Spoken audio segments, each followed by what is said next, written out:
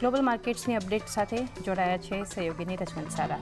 Good morning Neeraj, કઈ રીતે આજે વૈશ્વિક બજારો આપણને હેન્ડઓવર આપી રહ્યા છે? જી ગુડ મોર્નિંગ ચાંદની, અને ખાસ કરીને આજના દિવસે પણ થોડી દબાણ સાથેનું શરૂઆત થાય એવા સંકેતો અત્યારે હાલની પરિસ્થિતિમાં તો મળી રહ્યા છે. કારણ કે સૌથી પહેલાં અમેરિકાના બજારની વાત કરીએ તો ગઈકાલે ત્યાં આગળ રજા હતી, જે જીમી કાર્ટર ડે હતો, એને લઈને યુએસ બજારો ગઈકાલના દિવસે બંધ રહ્યા હતા. એટલે અત્યારે યુએસ બજારોથી કોઈ સંકેતો આપણને નથી મળી રહ્યા.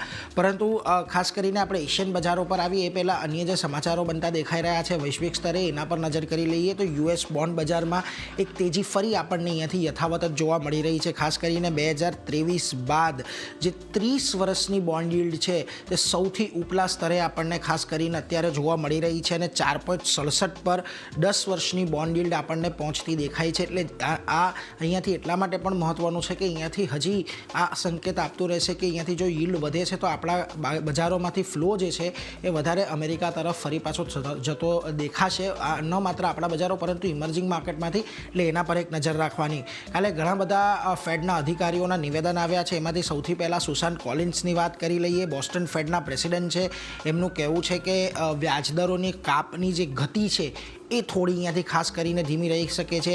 અમેરિકન અર્થવ્યવસ્થાને લઈને જે આઉટલુક છે તે હજી સ્પષ્ટ નથી, અને મોંઘવારી ઘટાડવા માટે ખાસ કરીને હજી વધુ ઝડપી પગલાં લેવાય એવી એક આશા છે, એવું સુશાંત કોલિન્સનું કહેવું છે. ખાસ કરીને બોલી મિશેલ બોમન કે જે અમેરિકી ફેડના ગવર્નર છે, એમના તરફથી પણ આ નિવેદન આવ્યું છે. તેમનું કહેવું છે કે વ્યાજદરોમાં કાપની જે સ્પીડ છે એ ઘટશે, અને હવે આગળના સમયમાં છે એ ફેડ અહીંયા હવે સમજી વિચારીને આગળના પગલાં લેશે.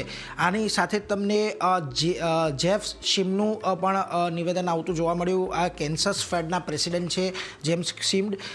દરોમાં કાપની જેટલી જરૂર છે એટલી થઈ ચૂકી છે એવું એમનું માનવું છે, અને ખાસ કરીને આગળ જે વ્યાજદર કાપ છે એની અંદરની શક્યતા થોડી ઘણી ઓછી છે એવું તેમનું કહેવું છે. એટલે આના પર પણ એક નજર રહેશે. અને બીજી તરફથી પેટ્રિક હાર્કર કરીને ફિલાડેલ્ફિયાના પ્રેસિડેન્ટ છે, તેમનું કહેવું છે 2025માં વધારાના દરોની સંભાવના ઓછી છે, અને અર્થવ્યવસ્થાની જે સ્થિતિ હશે એ મુજબ જ નિર્ણય લેવાશે. એટલે આમ તો જોઈએ તો ફેડ દ્વારા જે પણ કોઈક નિવેદનો આવી રહ્યા છે એમાં કાંઈ પણ પ્રકારની નવી વાત અત્યારે કહેવામાં નથી આવી. પરંતુ એક વાત ચોક્કસથી છે કે જે જાન્યુઆરીની અંદર આપણે ફેડની બેઠક મળવાની છે એમાં કોઈ પણ પ્રકારના દરોના સંકેત નથી અત્યારે દેખાઈ રહ્યા.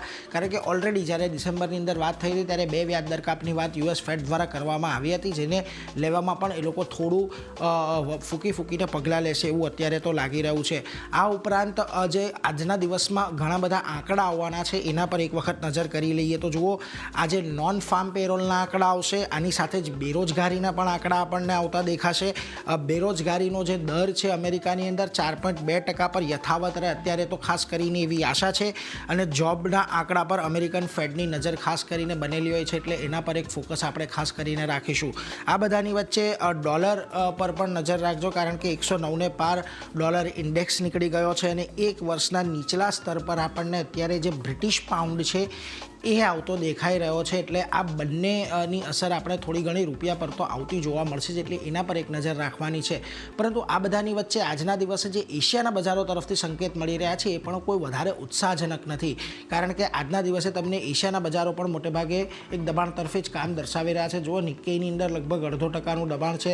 કોસ્પી તાઇવાનમાં તેજી છે, પરંતુ એટલી કોઈ સિગ્નિફિકન્ટ તેજી આપણને અહીંયાથી દેખાઈ નથી રહી. શાંઘાઈમાં પણ 5% ઘટાડો છે. સ્ટ્રેટ ટાઈમ્સ પણ 1.5% નીચે છે, અને હેંગસેંગ જે તમને લીલા નિશાનમાં દેખાઈ રહ્યું છે ત્યાં પણ તેજીની અત્યારે માત્રા છે ખૂબ જ પાતળી છે. એટલે અહીંયા પણ આજના દિવસે થોડોક મ્યુટેડ કારોબાર રહેવાની અપેક્ષા છે.